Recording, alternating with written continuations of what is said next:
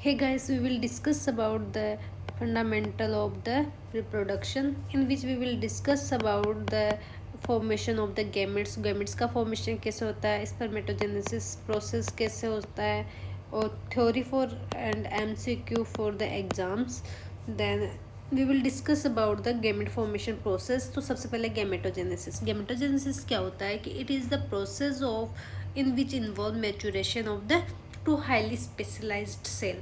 तो highly specialised cell क्या होती है, ओवा में फीमेल और स्पर्मेटोजोआ इन मेल्स. उनसे क्या होता है, जो गैमेट का फॉर्मेशन होता है और मेचुरेशन होता है, उसकी प्रोसेस को बोलते हैं गैमेटोजेनेसिस. ठीक है. फिर इसमें दो प्रोसेस आ गई, एक तो oogenesis for the ovum formation और एक होती है spermatogenesis for the sperm formation. ठीक है. By the diagram we will discuss और by the theory we will discuss about this process. ठीक है.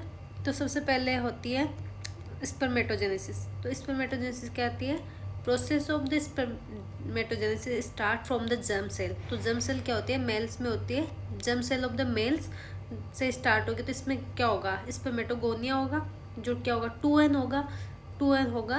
देन क्या होगा, इसमें क्या होगा, माइटोसिस फर्स्ट होगा, जिसको माइटोटिक डिवीजन भी बोलते हैं, समसूत्री विभाजन जिसको बोलते हैं. तो इसमें ये होगा. तो इससे क्या होगा कि जो इसका लाइक मान लो एक 2n है, 46 क्रोमोसोम है इसमें. ठीक है. तो अगर माइटोसिस डिवीजन होता है तो 46 क्रोमोसोम ही नेक्स्ट में होंगे जिससे इसका डिवीजन हुआ सेम. ठीक है. तो इस मेटोगोनिया है, उसमें क्या होगा, माइटोसिस फर्स्ट डिवीजन होगा, इसको बोलते हैं माइटोटिक डिवीजन ऑल्सो. तो इसमें यह हुआ. तो फर्स्ट जो प्राइमरी स्पर्मेटोसाइट बनेगी 1 डिग्री स्पर्मेटोसाइट जिसको बोलते हैं, उसमें कितने होंगे, 46 अक्स वाई क्रोमोसोम, 46 अक्स या वाई क्रोमोसोम. ठीक है. अगर बेबी बॉय होगा तो अक्स होगा, अगर बेबी जो गर्ल होगी तो उसमें क्या होगा, Y chromosome will transfer from the sperm. ठीक है. तो इसमें क्या होगा, फर्स्ट मियोटिक डिवीजन. मियोटिक क्या, मियोसिस बोलते हैं इसको. तो यहाँ पे क्या हुआ, फर्स्ट मियोसिस हुआ. तो इसमें क्या होगा कि जो 46 अक्स या वाई है वो क्या हो गए, हाफ हाफ हो जाएंगे. सेकेंडरी जो स्पर्मेटोसाइट फॉर्मेशन होगा उसमें क्या हो गए, हाफ हाफ हो गए. You can see in this. जो 2n थे वो क्या हो गए, nn हो गए. इसको मान सकते हैं 2n. तो ये क्या हुआ, यहाँ पे ये जो सेकेंडरी स्पर्मेटोसाइट्स बनेंगे वो nn होंगे. तो जो इसके हाफ हाफ हो गए, या तो 23 अक्स जाएगा या 23 वाई जाएगा. ठीक है. देन इसमें क्या होगा, मियोसिस सेकंड होगा, जिसको मियोटिक सेकंड डिवीजन भी बोलते हैं. इसमें क्या होगा कि जो स्पर्मेटिड्स बनेंगे वो क्या होंगे, मियोसिस सेकंड में. It's like the meiotic division. ठीक है. माइटोसिस की तरह होता है जो मियोसिस सेकंड होता है. तो इसमें सेम होगा लेकिन हाफ क्रोमोसोम है. ठीक है. तो इसमें 23 एक्स के 2 हो जाएंगे एंड 23 वाई के भी 2. इस तरह से 4 जो स्पर्मेटिड फॉर्मेशन होगा. तो इसमें क्या होगा, जो स्पर्मेटिड बने हैं उनका मॉर्फोलॉजिकल चेंजेस होंगे उनमें कुछ, और उससे बनेगा स्पर्मेटोजोआ या स्पर्म सेल. फिर स्पर्म सेल ही कन्वर्ट होते हैं स्पर्म में. ठीक है. आगे मेच्योर होके. ठीक है. मेच्योर स्पर्म बन जाएंगे. देन तो इसके थ्रू हम इजीली समझ सकते हैं कि सबसे पहले 2n सेल होती है जिसको स्पर्मेटोगोनिया बोलते हैं. जो स्पर्मेटोगोनिया में क्या होता है, माइटोसिस होता है जो प्राइमरी स्पर्मेटोसाइट का फॉर्मेशन करता है. देन क्या होगा, मियोसिस फर्स्ट होगा, जिसमें क्या होगा कि हाफ क्रोमोसोमल हो जाएगा और 2 डिवाइड हो जाएगा 2 में. ठीक है. जिसको सेकेंडरी स्पर्मेटोसाइट बोलते हैं. फिर सेकेंडरी स्पर्मेटोसाइट में क्या होगा, मियोसिस सेकेंड होगा. ठीक है. या मियोटिक सेकेंड डिवीजन होगा, जो क्या होगा, स्पर्मेटिड्स में क्या होगा, 4 स्पर्मेटिड्स के फॉर्मेशन होंगे. ठीक है. फिर इसमें क्या होगा, जिस स्पर्मेटोजोआ का फॉर्मेशन होगा by the morphological changes in spermatid. ठीक है. यहाँ पे मॉर्फोलॉजिकल चेंजेस होंगे तो स्पर्मेटोजोआ, और यही कन्वर्ट होता है एक मेच्योर स्पर्म सेल में. ठीक है. This is all about the spermatogenesis.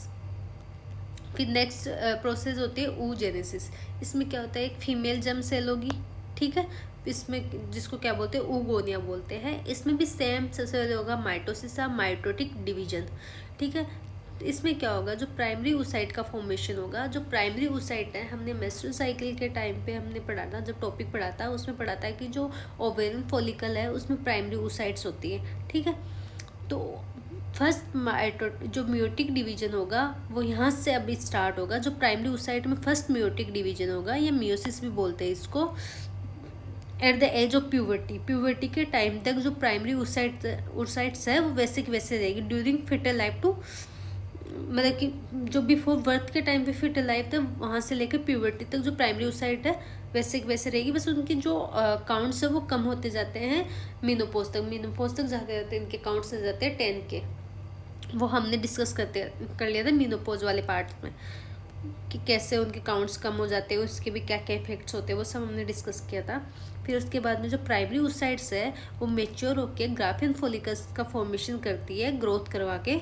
Then यहाँ पे क्या हो गया, मियोटिक डिवीजन क्या हो गया, कंप्लीट हो गया। जब ग्राफिन फॉलिकल्स का फॉर्मेशन होता है वहाँ पे फर्स्ट मियोटिक डिवीजन है वो कंप्लीट होता है। ठीक है, तो आपने जो ये डायग्राम है उसमें देखो, सबसे पहले उगोनिया स्टेम सेल या जर्म सेल हम बोलते हैं वो होती है, उसमें माइटोसिस होता है, डॉटर उगोनियम बनते हैं जो ग्रोथ करके प्राइमरी oocytes बनाते हैं। फिर प्यूबर्टी तक वो प्राइमरी oocytes में रहते हैं, जिसमें मियोसिस फर्स्ट स्टार्ट होता है at the time of puberty. ठीक है, at the time of meiosis first start होगा और ये कंप्लीट होगा जब ग्राफिन फॉलिकल्स का फॉर्मेशन हो जाएगा और सेकेंडरी oocytes का फॉर्मेशन हो जाएगा। ठीक है, यहाँ पे कंप्लीट हो जाएगा। अब सेकेंडरी oocytes के फॉर्मेशन के बाद में ग्राफिन फॉलिकल फर्स्ट, देन इसमें क्या होगा, secondary oocyte and first polar body का फॉर्मेशन होगा। ठीक है, सेकेंडरी oocytes के साथ में। देन आफ्टर द ओवुलेशन होगा, ओवुलेशन से क्या होगा, ओवम का फॉर्मेशन होगा। ओवम का फॉर्मेशन होने के बाद में ओवुलेशन में ओवम का फॉर्मेशन होगा यहाँ पे। ठीक है, इसके बाद में दो कंडीशन बनती है, अगर फर्टिलाइजेशन हुआ और अगर फर्टिलाइजेशन नहीं हुआ तो क्या होगा, विद इन 24 आवर्स क्या होगा, ओवम विल डिस्ट्रॉय। ओवम क्या हो जाएगा, डिस्ट्रॉय हो जाएगा, उसका कोई काम ही नहीं है तो ओवम क्या ही करेगा। मतलब आगे हमने जो उसमें पढ़ा था कि ओवम का जो फ्यूचर ऑफ द ओवम पढ़ा था, उसमें फर्टिलाइजेशन के बाद में अगर ओवुलेशन नहीं हुआ, ओवुलेशन हो गया तो मेंस्ट्रुअल साइकिल वाले पार्ट में हमने कवर किया था। इसके बाद में अगर फर्टिलाइजेशन हुआ तो उसमें क्या होगा, फर्टिलाइजेशन हुआ तो जाइगोट का फॉर्मेशन होगा फ्यूजन के थ्रू। देन उसको यहाँ पे होगा सेकेंडरी मियोटिक डिवीजन। ठीक है, सेकेंडरी मियोटिक के सेकेंडरी मियोसिस होगा, इसमें क्या होगा, formation of the female pronuclei या secondary polar body, this one. ठीक है, ये होगा फर्टिलाइजेशन के बाद में। This is all about the ovulation. तो इस डायग्राम के थ्रू थोड़ा इजी है समझना, तो ये सब, पर अगर थ्योरी एग्जाम में आता है तो हमें ये सब बनाना पड़ेगा इसमें। तो this is all about the oogenesis और स्पर्मेटोजेनेसिस। ठीक है, जिसमें हमने ये सब पढ़ा कि 2-1 से, इसको भी हम 2-1 मान सकते हैं, यहाँ भी 2-1 रहेगा, 2-1, then primary oocyte 2-1, then primary oocyte के आफ्टर प्यूबर्टी जब फर्स्ट मियोसिस कंप्लीशन में होएगा और सेकेंडरी oocyte बनेगा, तो जब कंप्लीट होता है जो सेकेंडरी oocyte बनेगी वो होगी n।